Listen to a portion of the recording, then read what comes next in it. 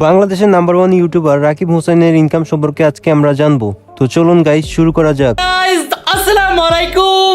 সম্প্রতি রাকিব হোসেনের লাইভে এসে একজন বলেন তিনি নাকি ইউটিউব থেকে অনেক টাকা আয় করেন এবং তিনি নাকি তার লাভের আশায় ব্লগ করেন। এই প্রসঙ্গে রাকিব বলেন, অনেকে ভাবে আমি নাকি ইউটিউব থেকে কোটি কোটি টাকা আয় করি, কিন্তু আসলে ব্যাপারটা মোটেও এমন না। আমি ব্লগ বানাই কারণ আমি এটা ভালোবাসি। তিনি আরো বলেন, আমার সাম্প্রতিক চায়না ট্রিপের ভিডিও থেকে পেয়েছি মাত্র $691, যা অনেক কম।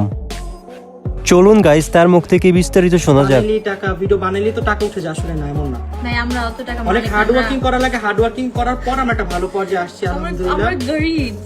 এন্ড আরেকটা জিনিস বলে অনেকে মনে করেন যে আমি ইউটিউবিং করে আমি আমার ফ্যামিলিকে অনেক বড় করে ফেলছি, এরকম না। আমার বা ফ্যামিলি আমরা এই বাড়ি করে ফেলছি। এটা রং।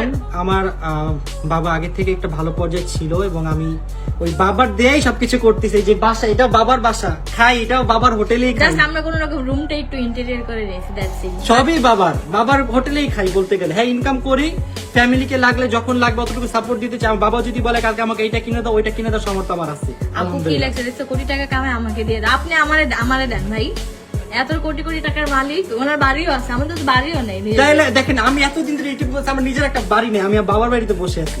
তাই বুঝেন, অনেকে তো মনে করেন যে একটা ভিডিও বানায় হাজার হাজার কোটি কোটি টাকা। না ভাই, এত হাজার হাজার কোটি টাকা পাই না, বাট যতটুকু পাই আলহামদুলিল্লাহ আমি আমার শখ পূরণ করতে পারতেছি। যখন যেটা লাগে সেটা কিনতে পারতেছি। ফ্যামিলির যদি কোনো বিপদ হয় ফ্যামিলিকে সাপোর্ট দিতে পারতেছি।